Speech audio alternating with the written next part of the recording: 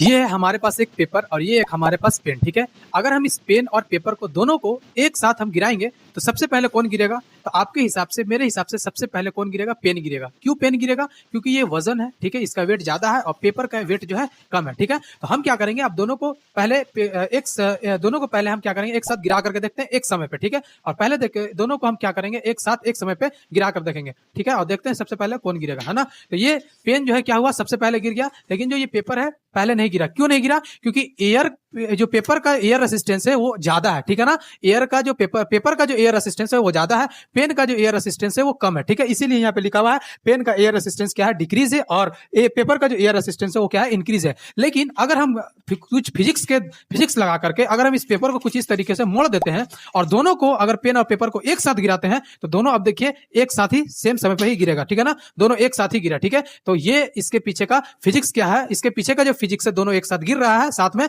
इसका मतलब यह है कि अब जो पेन का एयर रेसिस्टेंस है वो भी ये तो डिक्रीज है, लेकिन जो पेपर का एयर रेसिस्टेंस है ये भी क्या हो गया, डिक्रीज हो गया। कब? जब हम इस पेपर को फॉइल की